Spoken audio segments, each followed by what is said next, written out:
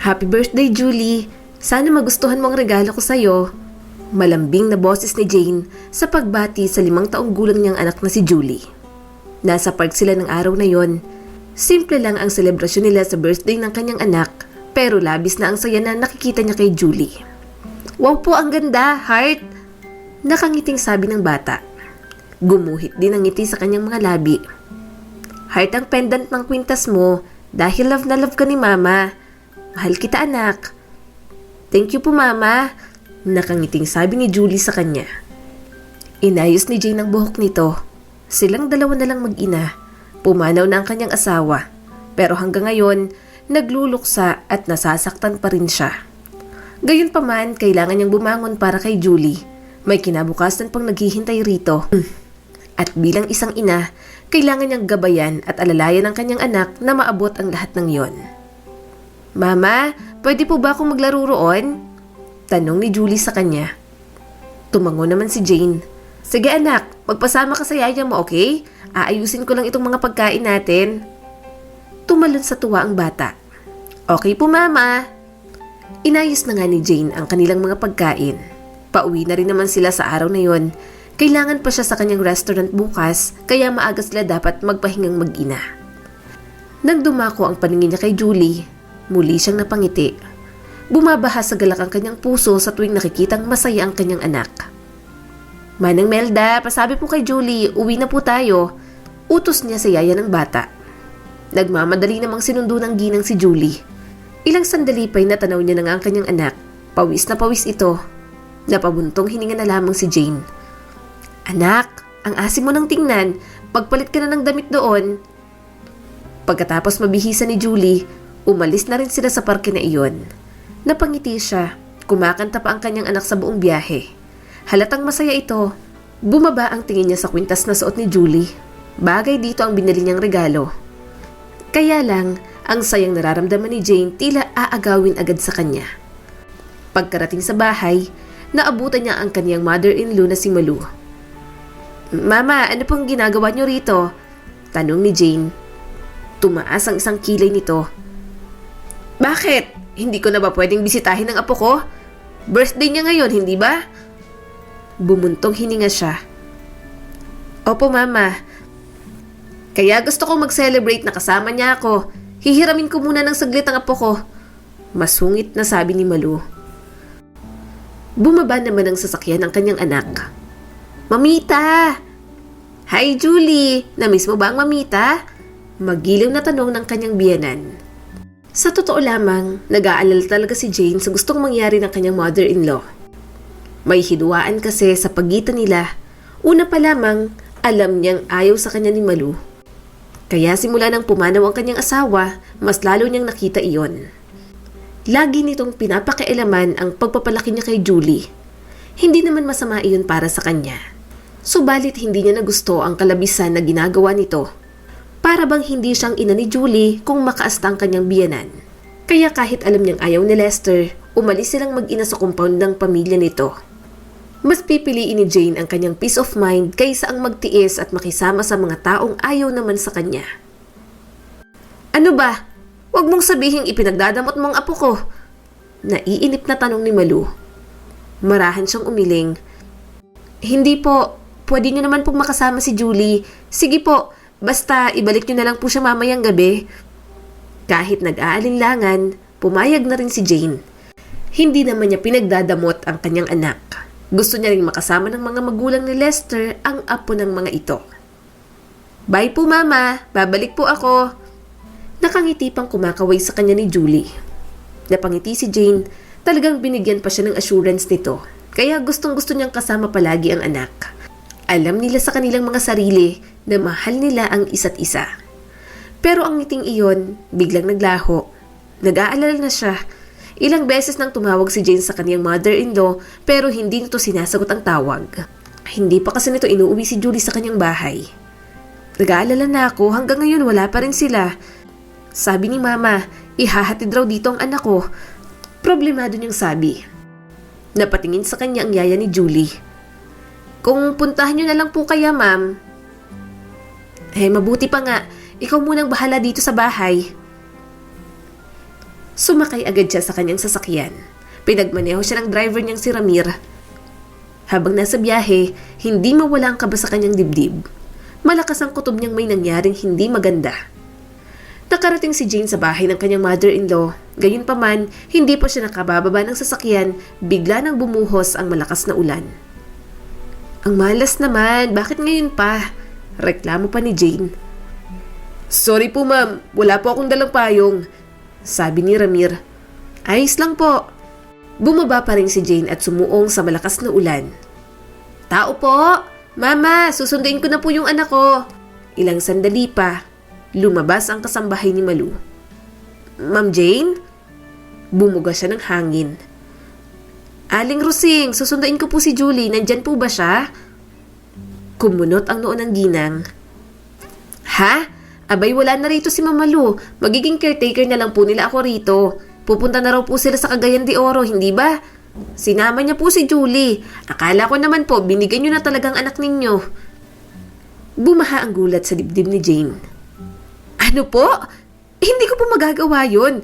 Anak ko po si Julie, wala siyang karapatang kunin ng anak ko. Napayuko si Aling Rusing. Sorry po Ma'am Jane, pero alam ko po yung address nila sa Cagayan de Oro. Namana po kasi ang isang property ni Mama Lu sa mga magulang niya. Ibibigay ko po sa inyo. Saka barko lang din po ang sinakyan nila. Yung pang 3:00 ng hapon ng alis. Takot po si Mama Lu sumakay sa eroplano. Tumango si Jane. Sige po, salamat. Nang makuha niyang address, mabilis siyang umuwi ng bahay. Paulit-ulit niyang tinatawagan ang kanyang mother-in-law pero pinatayan siya nito ng tawag. Hindi mo pwedeng kunin sa akin ang anak ko. Mahinang usal ni Jane. Nag-empake siya agad ng gamit. Papunta siya ng airport. Mauuna na siyang pumunta sa Cagayan de Oro. Kailangan niyang abangan ang mga ito. Napatingin si Jane sa paboritong una ni Julie. Hindi siya makakatulog pag wala to. Sana nasa maayos ka lang kalagayan, anak. Aalis na sana si Jane pero nabitiwan niya ang kanyang gamit nang makita kung ano ang balita sa telebisyon. Lumubog ang barkong sinasakyan ng kanyang anak na si Julie. Bumaha ang takot sa kanyang dibdib. Sunod-sunod na tumulo ang mga luha niya. Hindi siya kasama ron. Tanggi pa ni Jane sa sarili. Pero nang pumunta siya kung saan dinadala ang mga na-rescue, parang bumagsak ang kanyang mundo. Nakita niyang wala nang buhay si Malu. Hinanap niya si Julie pero hindi niya makita. Julie, nasaan ka na? Lumapit siya sa isang rescuer. May na-rescue po ba kayong mga bata? Pakiusap po yung anak ko. Maliit pa po ang katawan niya. Hindi niya kaya to. Sabihin niyo pong nailigtas niyo po siya. Ma'am, pumunta na lamang po kayo ron sa kabilang aisle. Sila na lang po ang mga na-rescue namin. Hindi pa po natatagpuan ng iba. Imporma ng rescuer sa kanya. Napailing si Jane. Hinanap niya agad ang kanyang anak na na-rescue pero wala siyang Julie na natagpuan. Hindi niya na napigilan ang kanyang mga hikbi. Wala siyang ideya kung saan pa hahanapin ang bata. Julie! Malakas niyang sigaw bago nawala ng malay. Nagising na lamang si Jane sa loob ng ospital. Bumungad sa kanya si Yaya Melda. Bakas ang takot sa mukha nito. Nasaan ang anak ko? Nahanap na ba si Julie? Tanong niya rito. Umiling si Yaya Melda. Ma'am, wala pa pong balita tungkol kay Julie. Hindi na naman niya napigilang umiyak. Sa lumipas na mga oras, wala sa kanyang bata, mas lalong humihina ang pag-asa sa kanyang dibdib. Kailangan niyang makita ang kanyang anak. Pero lumipas ang mga araw, linggo hanggang naging mga taon, hindi na niya natagpuan si Julie. Walang nahanap na katawan ng bata. Gusto niyang umasang buhay pa ito, pero sa tagal ng panahon ng lumipas, sumuko na rin siya. Ma'am Jane, ano po bang ginagawa ninyo? Huwag po kayong sumuko sa buhay. May pag-asa pa po. Hindi po matutuwa si Julie sa ginagawa ninyo. Inagaw ng Yaya ang mga gamot na hawak niya. Gusto niya nang sumunod sa asawa at anak. Pakiramdam ni Jane, wala nang saysay para mabuhay pa siya. Hindi ko na po kaya. Yaya Melda, pagod na po ako. Gusto ko na po silang makasama ulit. Garal-galang boses na sabi ni Jane. Niyakap siya ng ginang. Kaya mo yan. Lumaban ka, Ma'am Jane. Malalagpasan mo rin ang lahat ng to. Hindi naging madali kay Jane ang pagluluksa. Hirap na hirap siyang tanggapin na wala na ang kaisa-isa niyang anak. Gusto niyang isipin na nasa paligid lamang ito. Natuto pa rin ito ang pangakong babalik sa kanya. Lumipas na ang 7 taon pero labis pa rin ang pangungulila ni Jane kay Julie. Kaya para hindi niya na maisip ito ng sobra, inabala niya ang sarili sa restaurant. Nagtrabaho siya ng nagtrabaho at dahil doon, lumaki ang kanyang negosyo. Pakikuha ng order sa table 5, nagreklamo na sila ron, bakit ang tagal ng usad niyo dyan? Medyo naiinis ng tanong ni Jane sa staff ng kanyang main restaurant. Nanlaki ang mga mata ni Jane nang may dumabas na isang batang babae sa loob ng kitchen. Marumi ang batang babae at may hawak na isang malaking tinapay. Hinabol ito ng chef niya roon. Anong nangyari? Bakit may bata sa loob? Tanong ni Jane at tiningnan ng bata. Hawak naman sa kuwelyo ng damit ang batang babae. Pulubi po yan, ma'am. Nakapuslit po rito para kumuha ng pagkain. Napasinghap si Jane nang bigla nalang lumuhod ang bata. Huwag niyo po akong hulihin. Please po. Gutom na po ako. Hinawakan niya ito sa braso para patayuin. Alam mo bang masama ang ginagawa mo? Sige, palalagpasin ko to. Sa'yo na yung pagkain kinuha mo. Pero next time, huwag ka na ulit magnanakaw, okay? Masamang magnakaw. Bigla na lang yumakap sa kanya ang bata. Takot na takot po ako. Muntik niya na po akong suntukin. Bumaha ang gulat sa kanyang dibdib. Hindi niya matandaan kung kailan siya huling niyakap ng ganoon. Nang tingnan niyang bata, tanging si Julie lang ang naaalala niya. Labis na talaga ang pangungulila niya sa kanyang anak. Pinanliitan niya ng mga mata ang chef. Chef Jeffrey, bakit mo naman susuntukin yung bata? Pwede naman kausapin lang. Napakamot ito sa batok. Sorry na po, ma'am. Naiinis lang po kasi ako. Pinahabol pa po ako. Huminga siya ng malalim. Ako nang bahala sa kanya, bumalik ka na sa trabaho mo. Tiningnan niyang muli ang bata. Halika na sa opisina ko, doon na tayo para hindi tayo makaabala sa ibang customer. Saglit lang, ikukuha kita ng pagkain sa loob ng kitchen. Pumunta agad siya sa loob. Kumuha na siya ng isang plato ng fried chicken at kanin. Nilagay niya yun sa tray. Pagkalabas niya pa lang, nakita niyang pananabik ng bata. Pagkarating sa opisina, kumain agad ito. Dumaan ang awa kay Jane. Iniisip niya kung ilang araw nang walang kinakain ang batang nasa kanyang harapan. Anong pangalan mo? Malumanay na tanong niya rito. Dikya po. Sagot naman ito. Kumunot agad ang noon ni Jane. Dikya? Yan ba talagang pangalan mo? Tumango naman ito. Opo, yun po ang tawag sa akin ng mga tao. Nasaan ang mga magulang mo? Tanong niya rito. Umiling naman ang bata. Wala po, hindi ko po kilala. Iniwan po nila ako sa tito ko. Lumayas po ako. Sinasaktan po kasi ako. Parang dinurog ang kanyang puso. Kaya ka ba nagpalaboy-laboy ngayon sa kalsada? Tumango naman ito. Hindi niya maintindihan ng mga magulang na pinapabayaan lamang ang mga anak. Kung alam lang ng mga ito kung gaano kasarap maging isang magulang. Pagkatapos niyang pakainin ng batang may pangalang Dikya, umalis na rin ito. Nagmamadali pa nga ang bata. Natatakot siguro itong ipahuli niya dahil sa ginawang pagnanakaw. Lumipas ang mga araw, muling bumalik sa dating daloy ang buhay ni Jane. Iba lang ng araw na yon, bumisita kasi ang pinsan niya at kasama ang anak nito. Mahigpit niyang niyakap ang pamangkin. Masaya talaga siya kapag may bata sa kanyang tahanan. Ang laki na pala nitong pamangkin ko, isasama ko muna siya sa mall ha. Masaya si Jane kapag may bumibisita sa kanya. Kahit paano, nawawala ang kanyang lungkot. Mag-isa na rin kasi siya sa bahay. Tita, gusto ko po ng dal na yon. Turo ng pamangkin niya. Hailey, maraming magagandang stores sa loob ng mall. Doon na lang tayo bumili.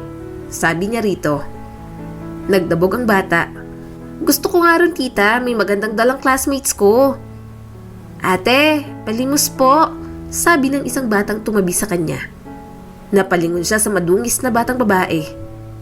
Dikya? Napangiti ito. Ma'am Jane. Parang may humawak ng mahigpit sa kanyang puso. Sobrang payat nito at magulo ang buhok. Hindi niya na ito muling nakita sa restaurant kaya nabigla siya nang makita ito. Bakit ka namamalimos dito? Sige na po Ma'am Jane, pangkain lang po. Gutom na po ako. Pagmamakaawa pa nito. Umupo si Jane para matingnan ng mabuti ang bata. Ang init dito sa labas, bakit hindi ka pumunta sa restaurant ko? Sana pumunta ka para naabutan man lang kita ng pagkain. Umiling naman ito. Nahihiya po ako sa inyo Ma'am Jane. Halika, pumunta tayo sa loob ng mall. Kakain kami ng pamangkin ko. Pakakainin din kita. Matamis na ngiti ang sumilay sa mga labi nito. Talaga po? Parang may humaplo sa puso niya. Oo naman, bibigyan din kita ng pera. Itago mo yun ha. Dumaan ka rin sa restaurant, Dikya. Napairap naman ang pamangkin ni Jane. Ew, pulubi. Yuck, ang pangit ang pangalan. Dikya, pang pulubi. Hailey, masama yan. Huwag kang maging masama sa kapwa mo. Tumayo na si Jane at hinawakan sa magkabilang kamay ang dalawang bata. Papasok na sana sila pero hinarang sila ng gwardya. Ma'am, pasensya na po pero bawal pong pumasok ang mga pulubi rito. Sabi ng guard sa kanya. Napailing si Jane. Kasama ko naman po siya. Saka dyan lang po kami sa fast food restaurant. Kakain lang po kami. Sorry po. Bawal po talagang batang kasama niyong pumasok sa mall. Napalingon siya sa bata nang bitiwan nito ang kamay niya. Matamis pa rin itong umiti sa kanya. Okay lang po. Bawal po talaga akong pumasok dyan. Salamat na lang po. Malungkot na saad nito. I'm sorry. Dito ka lang. Babalikan kita. O order na lang ako ng pagkain para sa'yo. Hintayin mo ha? Dumiwanag ang mukha nito. Sige po, maghihintay po ako. Dito po ako maghihintay ha, para makita niyo po ako. Balik po kayo kaagad. Kinagat ni Jane ang pang-ibabang labi. Ayaw niyang maiwan ang bata roon, pero wala naman siyang magawa. Kaya nang pumasok sila ni Hailey sa loob, minadali niya talagang orderin ang pagkain ni Dikya para makalabas siya at maibigay agad dito. Hailey, dito ka lang muna ha, lalabas lang ako. Huwag kang tatayo dyan. Bili niya sa pamangkin. Tumango naman ito. Nagmamadali siyang lumabas. Halos takbuhin niya na palabas para lang maiabot kay Dikya ang pagkain. Nang makita siya nito, labis ang kasiyahan sa mukha ng bata. Maraming salamat po. Wow, may laruan pa.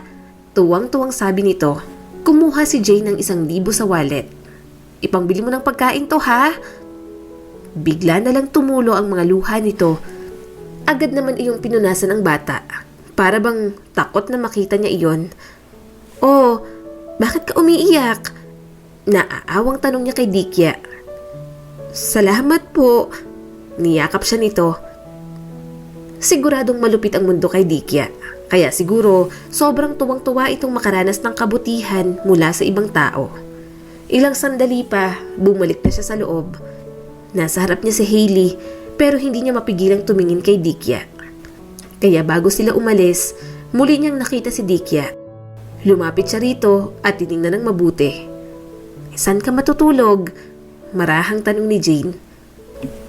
Tinapik nito ang karton. Dito po ako matutulog ngayon. Pero kapag may sumita po, lilipat na lang ako.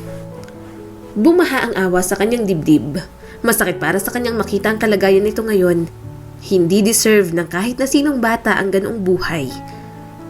Nagustuhan mo bang binili ko para sa'yo kanina? Tanong niya rito. Opo, salamat po sa pritong manok. Ang sarap po, paboritong pagkain ko na po yon. Napangiti si Jane. Paboritong pagkain din niya ng anak ko. Palagi niya rin akong tinutulungan dati sa kitchen kahit bata pa siya. Nasaan po ang anak ninyo? Yung kasama niyo po ba kanina? Tanong pa nito. Nawala agad ang ngiti sa kanyang labi. Pamangkin ko si Hailey. Hindi ko na nakita ang anak ko. Inosente itong umiti sa kanya. Pareho po pala tayo. Wala po akong magulang tapos kayo. Wala po kayong anak. Namungay ang mga mata ni Jane. Habang matagal niyang tinitingnan ng bata, pakiramdam niya si Julie ang kanyang nakikita. Hindi naman ito kamukha ng kanyang anak. Pero namiss niya ang may inaalagaan at ang pakiramdam na maging isang ina ulit. Hinawakan niya ang kamay nito. Gusto mo bang ampunin kita? Nanlaki ang mga mata nito. Talaga po? Oo naman, magiging masaya ako kung mapapalaki kita at mabigyan ng magandang buhay. Tumayo ang bata at mahigpit siyang niyakap. Salamat po! Napangiti naman siya. Pwede bang palitan natin ang pangalan mo? Parang ang pangit pakinggan ng Dikya. Ang ganda-ganda mong bata.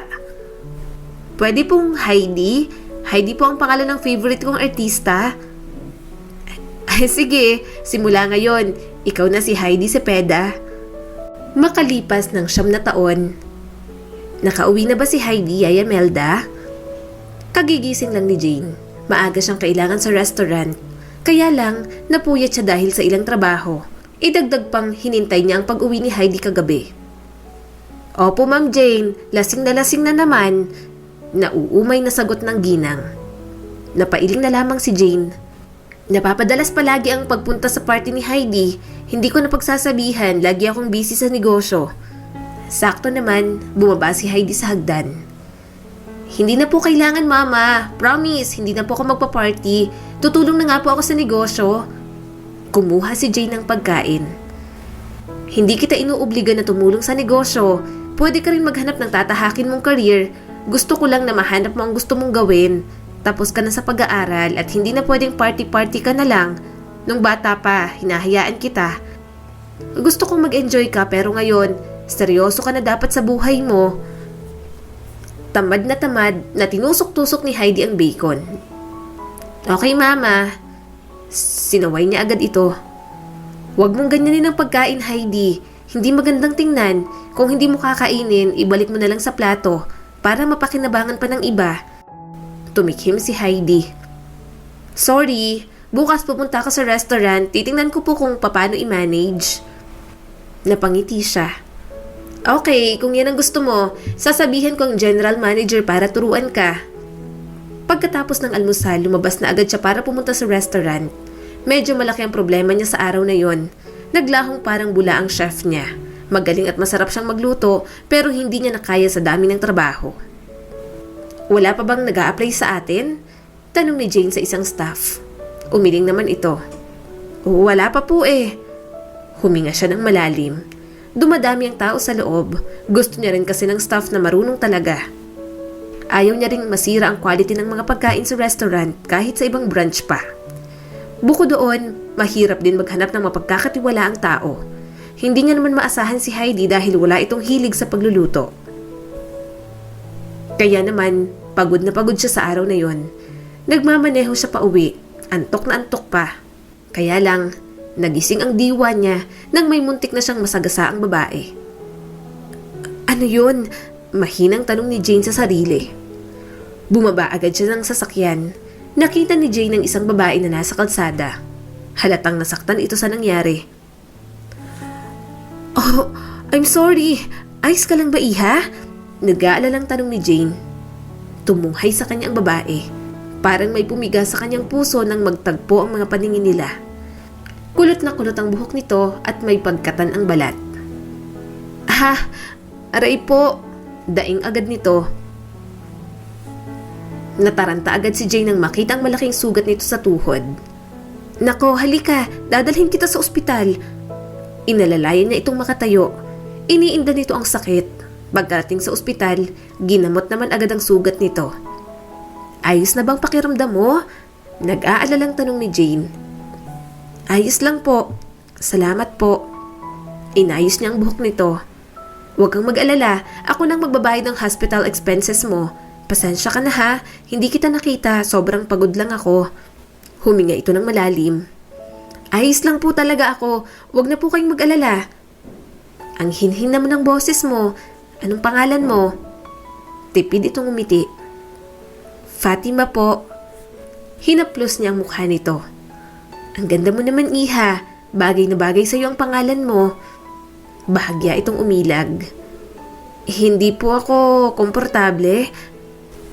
Ibinaba niya agad ang kamay. Pasensya na, para kasing may kamukha ka. Pareho kayo ng mga mata ng anak kong si Julie. Malamlam din ang mga mata niya. Marahan itong tumango. Maganda rin po kayo. Salamat, Jane ang pangalan ko. Kumuha siya ng pera sa wallet niya. Tanggapin mo ito para may panggastos ka at bilang sorry ko na rin sa abala ko sa'yo. Umiling agad si Fatima. Hindi ko po matatanggap to. Hindi po ako nagpabangga para abutan nyo ng pera. Pinilit niya ang pera sa babae. Pakiramdam ni Jane, hirap ito sa buhay. Halata rin ang pagod at puyat sa mukha nito. Kahit hindi niya itanong, alam niyang may pinagdadaanan ito. Mahina siyang tumawa. Alam ko, unang kita ko palang sa'yo alam kong hindi ka manggagancho. Sige na iha, tanggapin mo na to. Maliit na halaga lamang ang perang binibigay ko sa'yo, pero gusto kong makatulong. Tanggapin mo na ha? Napangiti si Jane nang tanggapin iyon ni Fatima. Sandali niya lang itong nakasama pero masasabi niyang mabuti itong tao. Lumipas ang mga araw, nagpatuloy lang sa buhay si Jane. Yun nga lang, hindi mawala sa kanyang isip si Fatima. Hindi niya alam kung anong mayroon sa babae. Inabot niya ang picture ng anak niyang si Julie. Napangiti siya, parang labanos ang kutis ng anak niya sa sobrang puti. Isang gabi, pinagmasdan niyang kalangitan. May nakita akong babae 1 week ago. Hindi siya mawala sa isip ko. Alam mo kung bakit. Pareho kasi kayo ng mga mata-anak. Palagi niya namang ginagawa iyon. Ganoon na lamang palagi ang nangyayari sa kanya. Hindi na bago kay Jane na makita sa ibang tao ang anak niya. Tila ba binubuhay ng kanyang isip ang mga alaala ni Julie. Nakatulugan niya na iyon. Kinabukasan, pumunta si Jane sa restaurant. Papasok na sana siya nang may biglang tumatakbong babae. Sabay silang natumba sa lupa. Sorry po, tarantang sabi nito. Hinawakan niya agad ang kamay nito. Sandali, Fatima? Ma'am Jane? Tinulungan niyang tumayo ang babae. Bakit ka tumatakbo? May humahabol ba sa'yo? Umiling si Fatima. Tumakas po kasi ako. Kumunot ang noon niya. Tumakas? Tumulo ang mga luha ni Fatima. Yung may-ari po ng bakery na pinapasukan ko. Muntik na po akong pagsamantalahan kaya tumakas po ako. Pinagmasdan niya ito. Wala nang isang tsinelas ng babae. Nagulo na rin ang buhok nito. Niyakap niya agad ito at pinakalma. Tahan na, halika pumasok ka muna sa loob.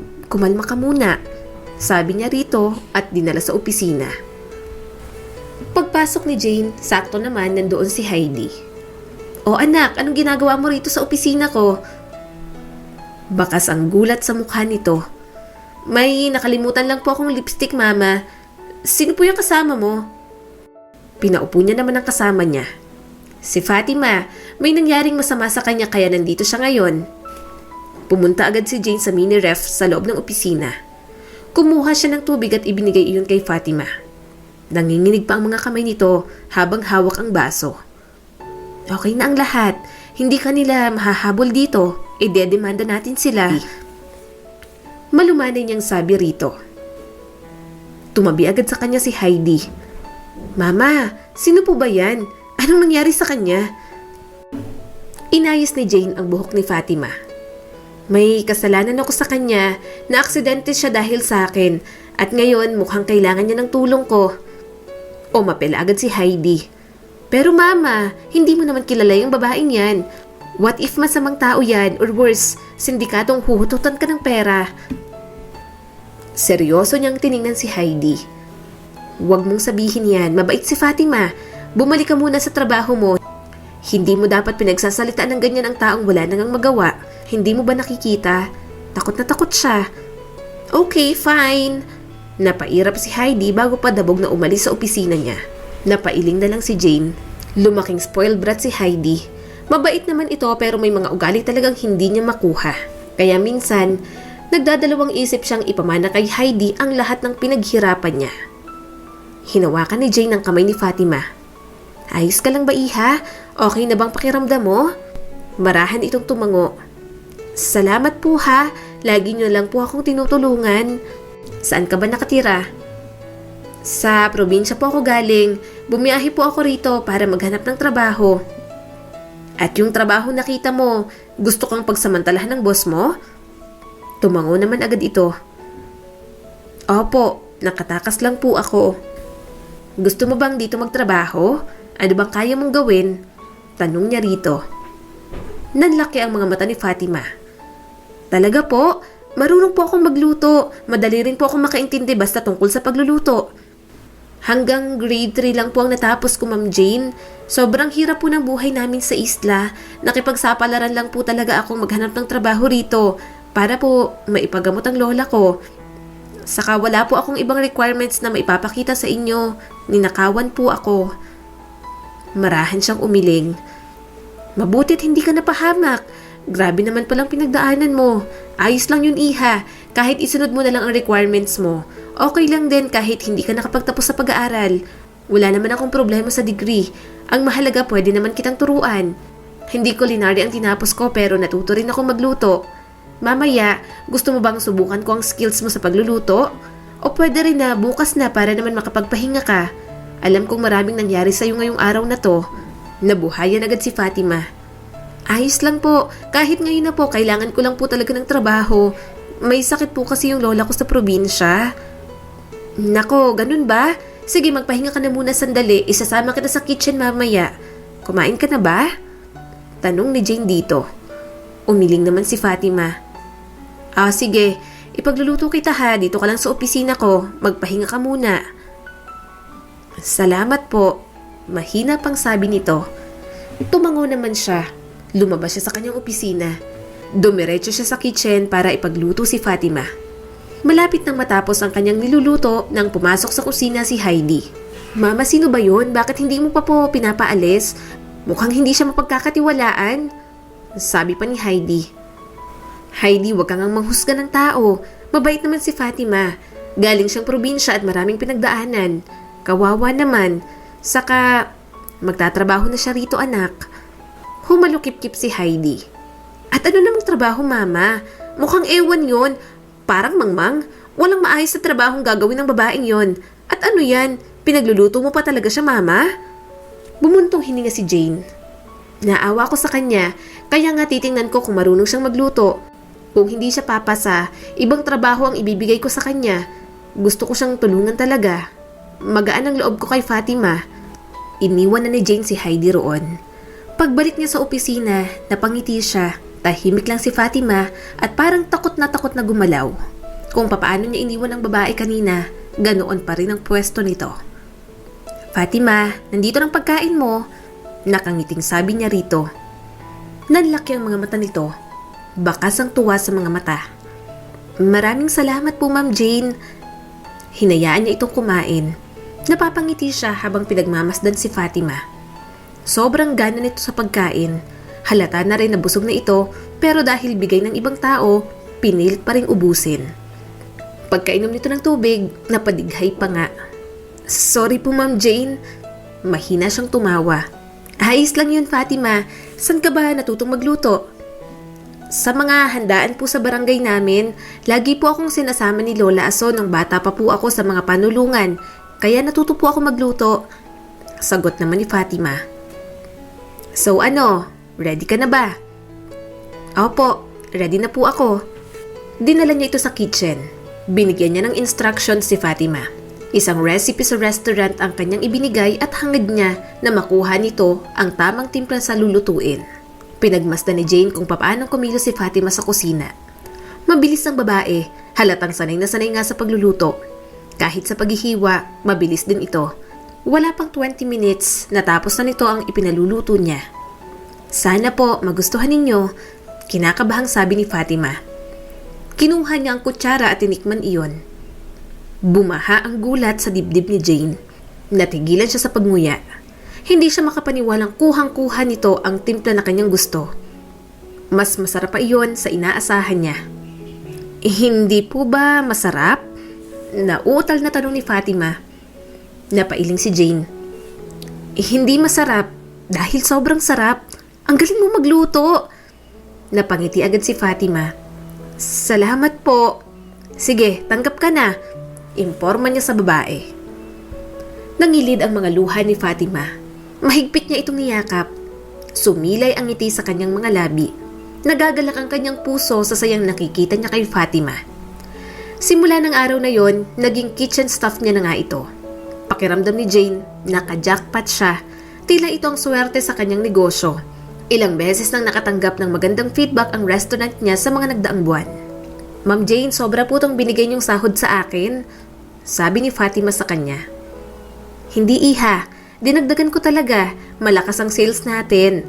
Bukod doon, alam kong nangangailangan ka rin para sa pagpapagamot ng lola mo. Tangkapin mo na yan, deserve mo ang ganyang kalaking sahod. Suminghap si Fatima. Salamat po talaga ma'am, sobrang bait niyo po sa akin. Hinawakan niya ang kamay nito. Mabait ako sa mga taong mababait din sa akin. Simula nang makilala ni Jane si Fatima, pakiramdam niya ay sobrang laking achievement na ang mapasaya niya ito. Hindi niya alam kung bakit iyon ang kanyang nararamdaman. Basta, giliw na giliw lang siya kay Fatima. Magpapahuli ka? Sure ka ayaw mo nang sumabay sa amin ni Heidi? Tanong niya kay Fatima. Opo, ako na rin po sa closing. Mama, tara na, hayaan mo na yan. Naiiritang sabi naman ni Heidi. Bumuntong hininga na lamang si Jane. Gusto niyang ihatid si Fatima. Palagi kasi siyang nag-aalala rito. Mama, bakit po ba sobrang lapit ng loob mo dyan kay Fatima? Ilang buwan mo pa lang po siyang nakikilala. Hindi po pwedeng basta ka na lang nagtitiwala kung kani-kanino. Sabi ni Heidi sa kanya. Napailing si Jane sa ugali nito. Anak, mabait naman siya. Hindi mo ba nakikita yon? Kasundo niya nga ang lahat ng staff sa restaurant. Marunong siyang makisama. Ang galing niya pa magluto. Napairap si Heidi. Of course, Mama. Kailangan niyang galingan kasi trabaho niya naman yon. Basta, masama po ang kutob ko sa kanya. Hindi ko po siya gusto. Heidi, bigyan mo muna siya ng pagkakataon. Wala siyang intensyong masama. Tango lang nga yun ang tangon sa mga sinasabi ko. Pinaglapat ni Heidi ang mga labi. Ipagpapalit mo na po ba ako? Kumunot ang noon niya. Anak! Ano, kahit hindi niyo po sabihin sa akin, nakikita niyo po si Julie kay Fatima. Pero mama, hindi po siya si Julie. Dumating lang ang Fatima na yun, bakit parang siya ng paborito mo? Puno ng hinanakit na tanong ni Heidi. Wala akong paborito anak. Talagang natutuwa lang ako sa ugali ni Fatima. Isa pa, walang makakapalit kay Julie. Anak ko siya. Wala rin makakapalit sa'yo, ikaw si Heidi. Hindi ka man ang galing sa akin, parang anak na rin ang turing ko sa'yo. Noong mga panahong wala na akong makitang pag-asa sa buhay ko, dumating ka. Importante ka sa akin. Huwag mong isiping mapapalitan ka sa puso ko. Pwede naman akong magmahal ng iba. Pero hindi ibig sabihin nakakalimutan kita, Heidi. Ikaw ang naging kasiyahan ko ng mga panahong lugmok na lugmok ako. Bumuntong hininga ang dalaga at tumango. Hinawakan ni Jane ang marahan ng kamay nito. Matagal sa kanyang poder si Heidi. Wala itong kahati sa atensyon kaya naiintindihan niya ang inggit na nararamdaman nito ngayon. Kinabukasan, maaga siyang nagising. Tulog pa si Heidi kaya nauna na siya sa restaurant. Kaya lang, sa pagbukas ni Jane ay nagulat siya sa nakita sa loob. Nasa isang couch si Fatima. Tulog na tulog ito roon at nasa paan na nito ang mga gamit. Nagising naman agad ito. Ma'am Jane? Sorry po. Takot na takot nitong sabi. Namungay ang kanyang mga mata. Bakit dito ka natulog? Pinalayas po kasi ako sa inuupahan kong room. Wala po kasi ako maibayad. Pinadala ko po lahat ng ipon ko at sahod ko kay Lola. Nasugod po kasi siya sa ospital. Hayaan niyo po, hindi naman po ako magtatagal dito. Desperado na lang po talaga ako kagabi. Wala na po akong ibang alam na matutuluyan. Lumapit si Jane kay Fatima. Bakit hindi mo sinabi sa akin? Kumusta ang lola mo? Nanginginig ang mga labi nito. Hindi po siya okay. Critical ang kondisyon niya ngayon. Mabilis niyang niyakap si Fatima. Napahikbi naman ito. Tila nadudurog ang puso niya sa pag-iyak ng dalaga. Mahal na mahal ko po si Lola. Siya lang po ang tanging nag-aruga sa akin. Hindi pa po ako handang mawala ang lola ko. Pinunasan niya ang luha ni Fatima. Tutulungan ko kayo ng lola mo. Huwag ka nang umiyak. Sa akin ka na rin tumuloy. Marami akong guest room sa bahay. Dapat sinabi mo sa akin kaagad. Hindi ka na sana tumulog pa rito. Huwag ka nang pumasok ngayon, magpahinga ka. Alam kong distracted ka sa nangyari ngayon sa lola mo. Mas lalong napaiyak si Fatima. Maraming salamat po talaga, Ma'am Jane. Hindi ko po alam kung paano ko po gagantihan lahat ng kabutihan niyo po sa akin. Hindi ako humihingi ng kahit na anong kapalit. Gusto kong maging maayos ang buhay mo. Tinulungan ni Jane si Fatima sa mga gamit nito. Dinala niya iyon sa sasakyan. Pagkarating sa bahay, agad niya itong dinala sa magiging kwarto nito. Sinong kasama mo, Ma'am Jane? Tanong ni Yaya Melda sa kanya. Staff ko po sa restaurant si Fatima. Sagot niya naman. Bumaha ang gulat sa mukha ni Yaya Melda. Bakit? Kahawig niya po si Julie, ma'am. Batid niyang masasabi rin ni Melda na kahawig ni Fatima si Julie. Gayunpaman, ilang beses niya na rin namang nasabihan ng ibang taong kahawig ni Julie, lalo na kapag namimiss niya ito, para kahit paano maibsan ang kanyang pangungulila. Bukod doon, matagal nang tinanggap ni Jane na wala na talaga si Julie sa mundo. Kumunot ang noo ni Fatima. Sino po si Julie? Si Jane ang sumagot. Siya ang totoo kong anak. Po? Ano pong ibig niyong sabihin? Tanong ni Fatima sa kanya. Huminga siya ng malalim. Siya ang anak ko. Pero nawala siya sa akin 16 years ago. Namatay siya dahil sa lumubog na barko. Nagtataka ka siguro kung bakit wala siyang picture dito. Nasunog ang bahay ko dati. At kahit isang picture ng anak kong si Julie walang natira. Pero kapag nakita mo, baka masabi mo rin na kahawig mo siya. Si Heidi, inampun ko lang siya. Kaya hindi na bago sa akin ang ganito. Hindi na bago sa akin kumupkup ng mga tao. Yun ang gusto kong gawin sa'yo ngayon, Fatima. Pakiramdam ko ang daming ipinagkakait sa'yo ng mundo, kaya gusto kong maibigay yun. Niyakap siya ni Fatima. Salamat po talaga, Ma'am Jane. Sobrang bait niyo po sa akin. Pwede mo akong tawaging mama. Hindi na niya natapos ang gusto niyang sabihin nang biglang dumating si Heidi. Anong mama? Anong ginagawa niya rito? Kinupkup mo siya? Oo, Ma'am Heidi. Hindi ka na mahal ni Ma'am Jane. Pangaasar ni Yaya Melda. Manang, para kay Jane, pamilya si Yaya Melda. Simula nang ipinanganak niya si Julie, katulong niya na ito sa pag-aalaga ng kanyang anak. Alam niyang ayaw nito kay Heidi simula pa lang. Pasaway kasi ang batang si Heidi noon at ang hirap pagsabihan. Gayunpaman, dahil na rin sa awa kay Heidi, kaya niya ito kinupkop at pinagtiyaga ang alagaan. Mama, anong ibig sabihin nito? Puno ng hinalakit na tanong pa ulit ni Heidi. Bumuntong hininga si Jane. May nangyari sa kanya. Wala rin siyang matirahan simula ngayon. Dito na siya titira. Pero mama, pagtutol pa nito. Ano bang problema, anak? Walang matitirahan si Fatima. Bakit ganyan ka? Bakit aampunin mo siya rito? Wala na nga si Julie tapos hahanap ka ng kahawig niya. Paano ko? Sampid lang siya. Sigaw ni Heidi at malakas na tinulak si Fatima. Heidi! Hindi napigilan ni Jane na sampalin ito. Kumislap ang mga luha sa mata ni Heidi. Talaga, mama? Kaya mo kong saktan para sa babaeng yan? Para sa ilang buwan mo lang nakilala? Gigil na si Jane. Sumusobra ka na, Heidi. Oo, wala na si Julie pero hindi porke tinuring kitang anak, mapapalitan sa puso ko si Julie. Walang makakapalit na kahit sino sa anak ko. Kahit ikaw pa o si Fatima. Dahil ako naman ang nandito. Kaya bakit mo pa siya inaalala? Sigaw sa kanya ni Heidi. Hindi makapaniwalang tiningnan ni Jane ang babaeng pinalaki niya. Dahil anak ko si Julie. Hindi magbabago iyon kahit dumating ka pa sa buhay ko. Ayokong sabihin ito sa'yo. Pero baka nakakalimutan mo kung saan ka nang galing. Katulad ni Fatima, kinupkup din kita. Binihisan kita. Pinakain kita. Pinag-aral at binigyan ng magandang kinabukasan. Hindi ko naman alam na lalaki ka ng ganyan. Ano bang nangyayari sa'yo? Ni minsan, hindi kita tinuruang manghusga sa kapwa mo. Pero ano itong ginagawa mo? Nauutal na sumabat si Fatima. Ma'am Jane, aalis na lang po ako. Hindi. Ako ang nagmamay-ari ng pamamahay na ito. Kaya ako lang ang may karapatang magpaalis ng kung sinong gusto ko. Kapag gusto kong manatili rito si Fatima, wala kang magagawa ron, Heidi. Binigay ko lahat sa'yo. Kaya hindi ko maintindihan kung bakit lumalaki ka na punong-puno ng inggit ang pagkatao mo. Pagkatapos ng sagutang iyon, alam ni Jane na masama ng loob ni Heidi sa kanya. Bumuntong hininga na lamang siya. Hindi dapat problema ang pagkupkup niya kay Fatima. Ma'am Jane, may dala po akong tsaa para sa inyo. Sabi sa kanya ni Fatima. Salamat, di ba sabi ko sa'yo, mama na lang ang itawag mo sa akin? Nag-aalangan itong tumawa. Medyo nahihiya po kasi ako. Hindi po siguro ako sanay na may tawaging mama. Bakit? Nasaan bang nanay mo? Tanong niya rito. Nagkibit balikat si Fatima. Wala po ako masyadong maalala. Sabi po ni Lola na matay po ang nanay ko, 5 years old pa lang daw po ako. Ah, wala ka palang kinamulatang nanay. Malungkot na sabi niya rito. Tumango naman ito. Okay lang po yun. Sobra naman po ang pagmamahal sa akin ni Lola. Kaya hindi ko rin po naramdamang wala po akong mga magulang. Gumuhit ang ngiti sa mga labi ni Jane. Magandang pagpapalaki sa'yo ng lola mo. Nagpatuloy lang ang usapan nila. Masarap pa kausap para kay Jane si Fatima. Ilang sandali pa, napunta tungkol kay Heidi ang kanilang pag-uusap.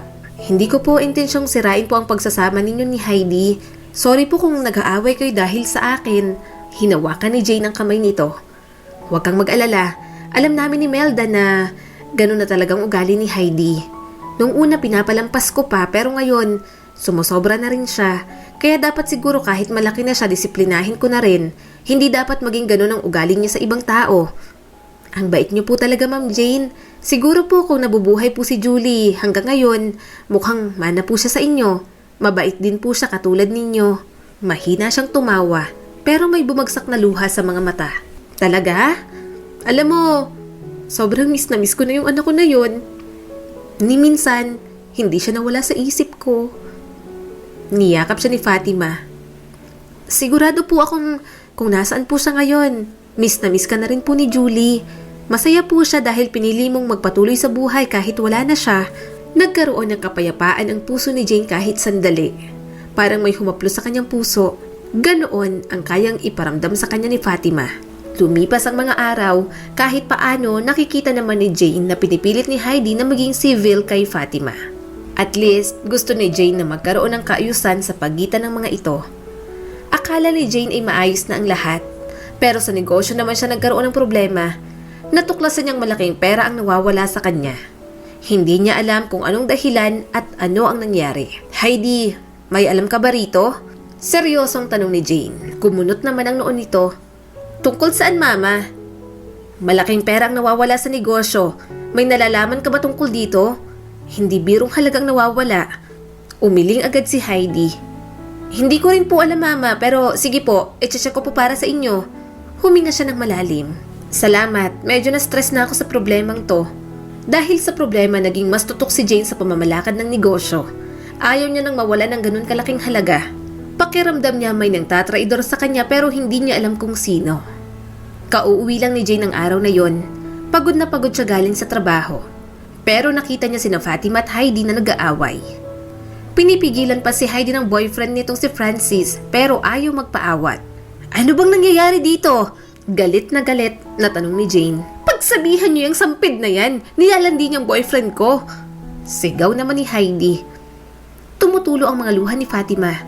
Basang-basa pa ang buong katawan. Bakit bang kitid ng utak mo? Hindi ko nga nilalandi ang boyfriend mo. Pinigilan ni Francis si Heidi. Tinulungan ko lang si Fatima. Muntik na siyang malunod dahil tinulak mo. Kung hindi ko ginawa yun, baka nalunod na siya. Kumunot ang noon ni Jane. Tinulak mo siya? Oo, Mama, tinulak ko dahil pakiramdam ko inaagaw niya sa akin lahat. Masyado siyang pabida sa'yo, sa bahay na to. Ngayon naman sa boyfriend ko. Kung mahal mo talaga ako, Mama, paalisin mong babaeng yan dito. Tumulo ang mga luha ni Heidi. Sinapo na lang ni Jane ang ulo. Hindi niya alam kung ano pang gagawin. Ayaw niyang laging may gulo sa tuwing uuwi siya. Ma'am Jane, hindi niyo na po ako kailangang palayasin. Aalis na po ako ng kusa. Hindi ko na rin naman po kayang tumagal dito. Garal-gal ang boses na sabi ni Fatima. Tumakbo ito papasok. Parang sinasakal ang puso ni Jane. Ayaw niyang umalis si Fatima pero kung yun lang ang paraan para matigil na ang gulo, hahayaan niya na lang ito. Marami na siyang inaalala. Hindi niya na kailangan ng isa pang problema. Magre-resign na rin po ako, Ma'am Jane. Sabi sa kanya ni Fatima. Hinawakan niya agad ang kamay nito. Iha, hindi mo kailangang gawin to. Aalis ka lang dito pero hindi mo kailangang umalis sa trabaho mo. Umiling si Fatima. Makikita pa rin po ako ni Heidi roon. Nahihiya na rin po ako sa inyo. Puro gulo na lang po ang dinudulot ko. Fatima naman, bumagsak ang mga luha ni Fatima. Maraming salamat po sa lahat ng tulong ninyo, Ma'am Jane. Salamat po sa pagpaparamdam sa akin kung paano magkaroon ng isang ina. Hindi ko po kayo makakalimutan. Mamimiss ko po kayo. Mahigpit niyang niyakap ang babae. Ayaw niya itong umalis. Gusto niya pa rin makasama si Fatima. Napahikbi naman ito. Babalik na po ako sa probinsya namin. Magaling na rin naman po si Lola. Doon na lang po ako maghahanap ng trabaho. Salamat po sa lahat. I love you po, Mama. Mas lalong umiyak si Jane. Parang dinudurog ang kanyang puso. Kung gaano kasakit na malaman niyang tinangay ng kanyang mother-in-law si Julie, ganoon din ang nararamdaman niya ngayon. Pakiramdam ni Jane, inaagaw sa kanya ang isang anak. Umalis na nga si Fatima. Sobrang lungkot ang lumamon sa kanya. Iyak siya ng iyak. Gusto niya mang pigilan si Fatima pero alam niyang buo na ang desisyon nitong umuwi sa tunay nitong pamilya. Kinabukasan, kabababa lang ni Jane sa hagdan nang makita niyang kausap ni Heidi ang driver nila. Mukhang nagtatalo ang mga ito.